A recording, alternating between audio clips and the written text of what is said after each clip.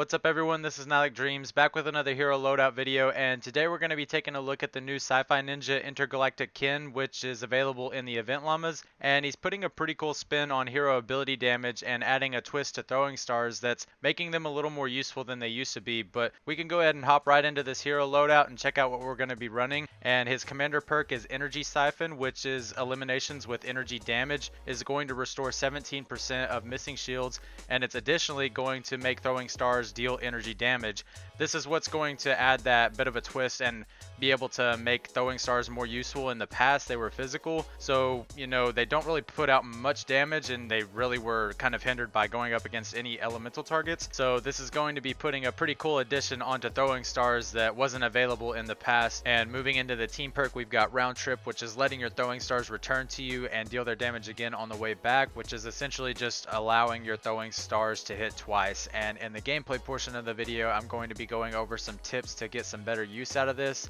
as well as giving my opinions on a way that we could alter this in order to make it just better overall. But we can go ahead and move into the support team, and in the first slot we've got Rapid Fire, and this is just going to decrease your cooldown for throwing stars by 30%. In the next slot we've got the new mythic hero Azalea Clark, giving us space technology, and that's increasing ability energy damage by 15.5%. The third slot we've got Cascade, which adds an additional throwing star, and then the fourth slot we've got Plasma Arc from the new Cyberclops hero, and that's energy damage has a 20% chance to zap nearby enemies for 58% of the damage dealt. You won't see too much yield on this since throwing stars don't hit a high damage number, but since we're using an energy based weapon loadout, you'll see more use out of this in the support team rather than in comparison to another hero that you could potentially replace this with. So this is just the one that I recommend for this slot. In the final slot we've got Fuel for the Fallen, which is basically just giving more energy upon eliminations and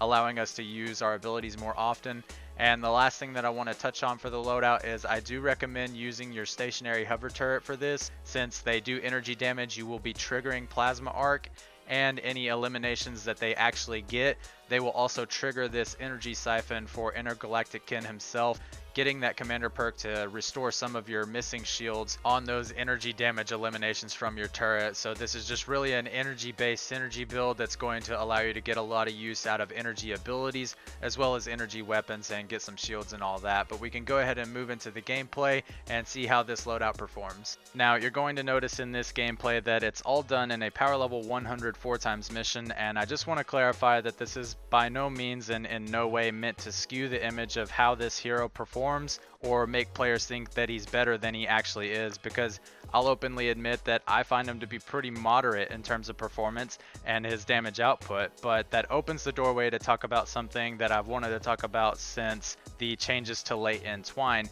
and that's ability damage doesn't scale. Prior to the late game Twine changes, with getting more challenges coming our way and Epic trying to offer us a little bit more in-game content, we were able to have these really strong weapons that just seem to overperform all of the existing power level husks. So when we had Sunbeam 130 weapons, it seemed to just automatically be a given that it was easy to mow through anything in a power level 100 or a power level 100 4x. And one thing that came with the hero rework and the changes to late Twine, we had more heroes giving a slew of great damage bonuses to weapons themselves, but we actually lost out on some of our ability damage focused heroes. That has changed a little bit somewhat since this new event, since we have Azalea Clark offering a little bit of energy ability damage bonus with her support perk and being able to use her in commander for some shock tower uses, but mainly just focusing around that ability damage increase that she's offering. We have a little bit of damage coming in from that. However, when you take that in comparison to all the buffs that go into weapons, it's just not even, it's a game changer. It's something completely different versus the abilities and the way that they perform. So since abilities are seemingly at such a disadvantage and having no means of actually scaling to go up into the higher end Twine missions and see a greater performance out of those ability in comparison to the weapons, we're left with kind of being stuck in the lower end of Twine, or the mid-range Twine rather, that we are using ability damage focused heroes that perform well enough in these mid-range areas in Twine, but they can't step up to the plate in late game game. So I just think that that's one thing to keep in mind about ability damage heroes. It would be nice to see Epic make a change that implemented some more damage in terms of being able to maybe scale these abilities as you go later into Twine, because changing the base damage that abilities put out would actually be a negative in terms of